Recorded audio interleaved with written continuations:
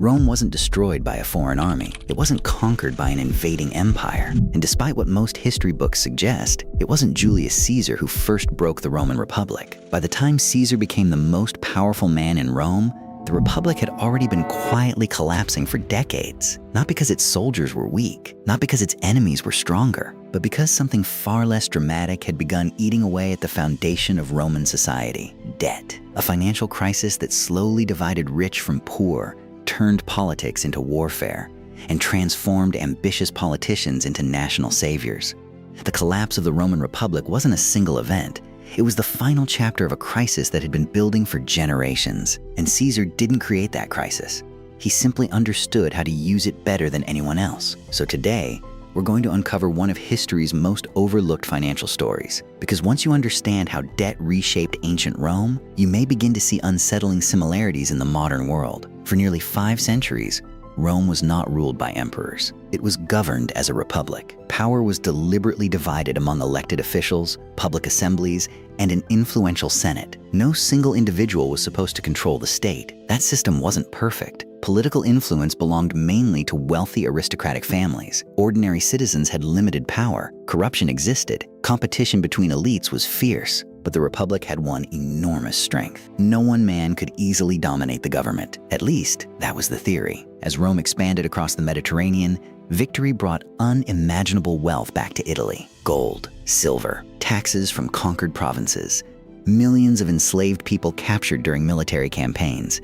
Entire kingdoms became sources of Roman income. On paper, Rome had never been richer. Yet beneath the celebration, a dangerous imbalance was beginning to grow. Rome's conquests produced extraordinary fortunes, but those fortunes didn't flow equally through society. The wealthiest families purchased enormous estates across Italy. These vast agricultural properties were worked by enslaved labor, making production cheaper than anything independent farmers could compete with. For generations, small farmers had been the backbone of Rome. They owned modest land, served in the army, raised families, paid taxes. They represented stability, but many of those same farmers were now facing impossible choices. Military service often kept them away from home for years. When they finally returned, their farms had fallen behind. Harvests failed, debts accumulated. Neighbors with greater wealth bought surrounding land.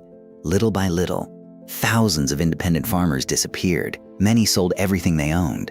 Others simply abandoned the countryside. Most moved to Rome itself, hoping to find work or survive through public assistance. The Republic wasn't losing territory, it was losing its middle class. And history has repeatedly shown, when the middle class weakens, political stability rarely survives for long. Today, debt usually means monthly payments, credit cards, mortgages, student loans. In ancient Rome, debt carried much harsher consequences. Missing payments could cost someone their property, their reputation, even their personal freedom during earlier periods of Roman history. Debt wasn't simply a financial obligation, it determined social status. A wealthy creditor didn't just own someone's money, he often gained enormous influence over that person's future. As more farmers lost land, borrowing became increasingly common. Families borrowed to survive poor harvests.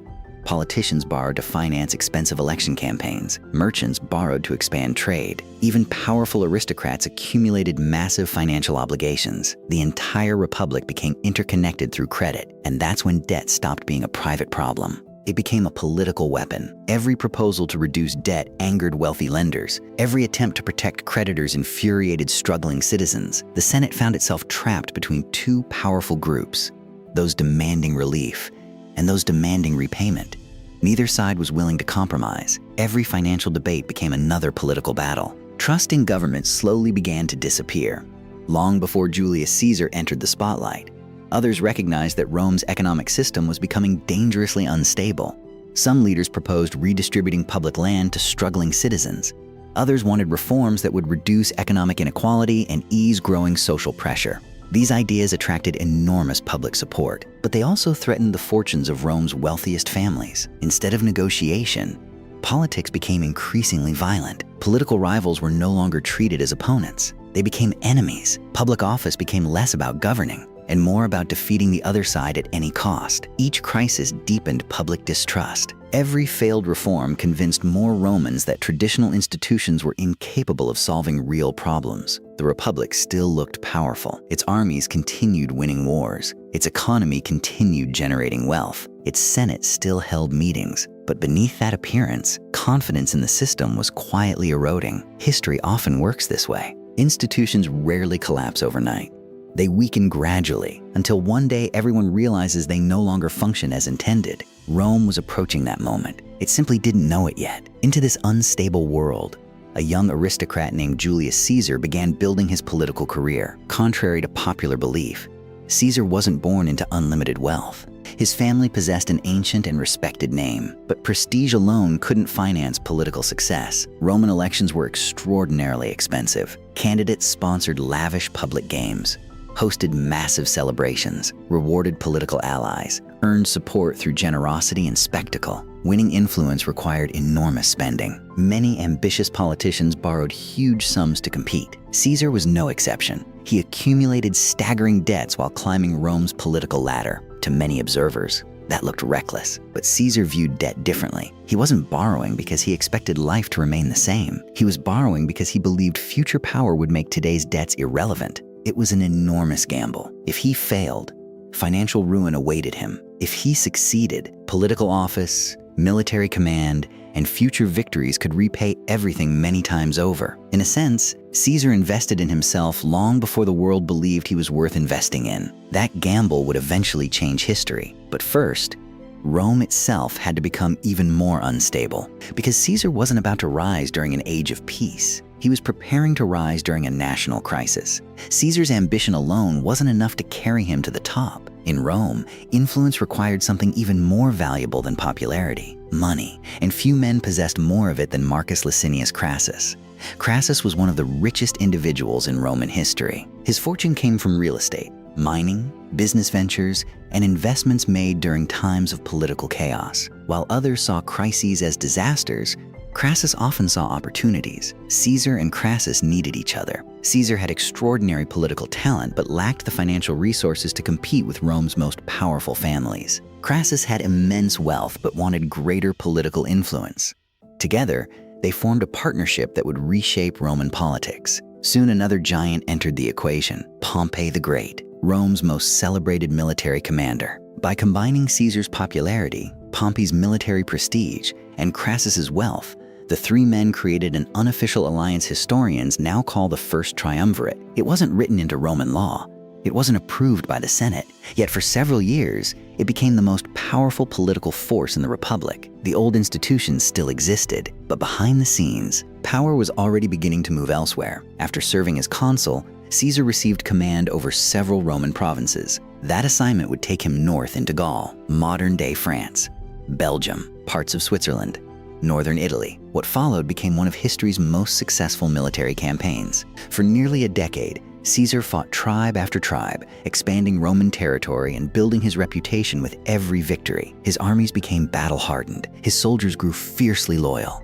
His victories brought enormous wealth back to his command: captured treasure, war spoils, taxes, tribute, and thousands of enslaved prisoners. The debts that had once threatened Caesar's future no longer looked impossible. Military success had transformed him into one of Rome's wealthiest and most famous men. But perhaps more important than the money was the loyalty he inspired. Roman soldiers weren't just following a government. Many believed they were following the man who had led them through years of hardship and victory. That distinction would soon determine the fate of the Republic. While Caesar conquered Gaul, Rome itself became increasingly unstable.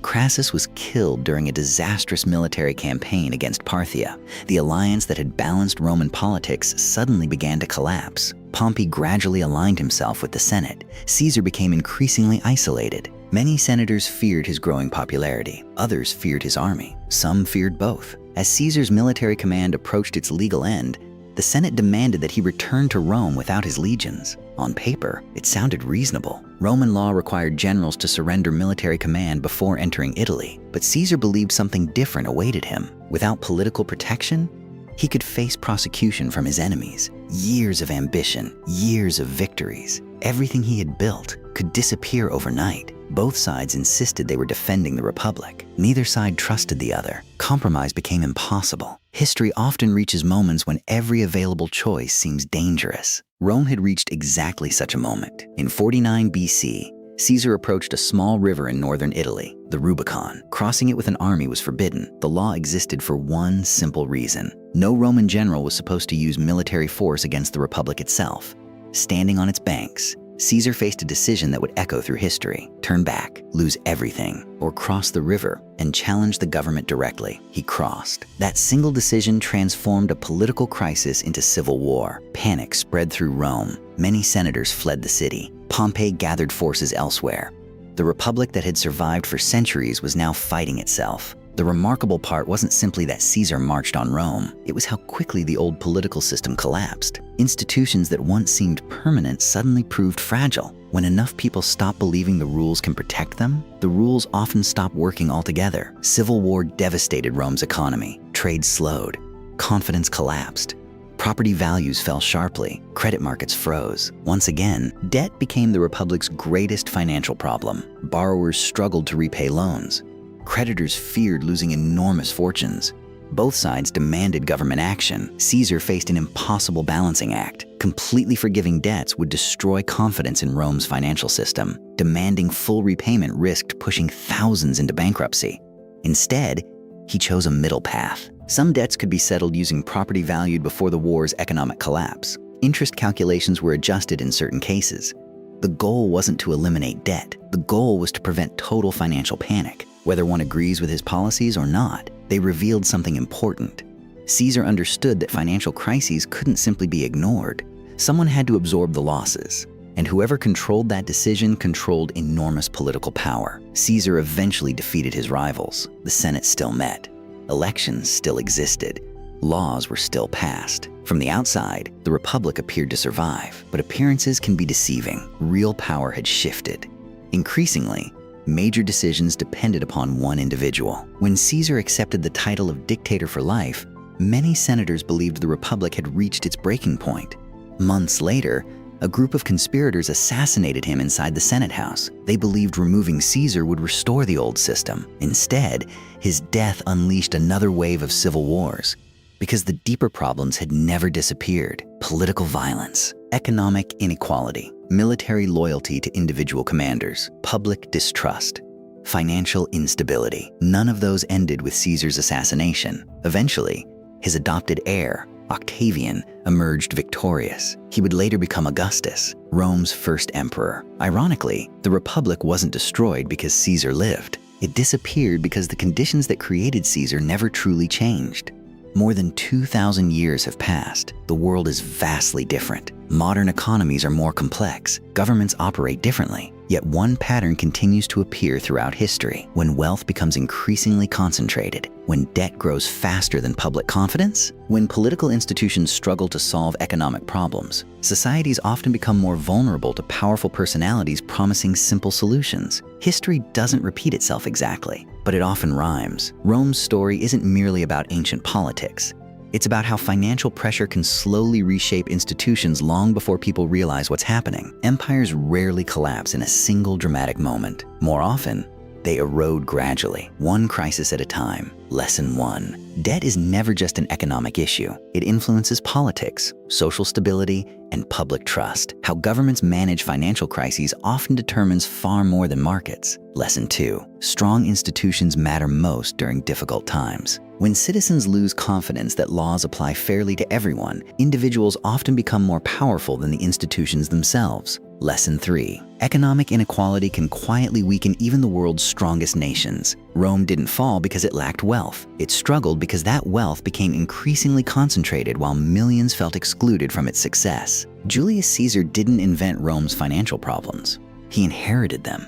He recognized them. And ultimately, he used them to build unprecedented political power. The greatest warning from Roman history isn't that one ambitious leader transformed a republic. It's that a republic under decades of economic strain made that transformation possible. The question history leaves us with is both simple and unsettling. Does debt merely reflect political instability, or can it become the force that quietly creates it? Sometimes, the biggest battles in history aren't fought with swords. They're fought with ledgers, loans, and promises that eventually become impossible to keep. If you enjoyed this deep dive into the hidden financial history behind one of history's greatest turning points, don't forget to like the video, subscribe to the channel, and turn on notifications, because history isn't just about the past. Sometimes, it's the clearest window into the future.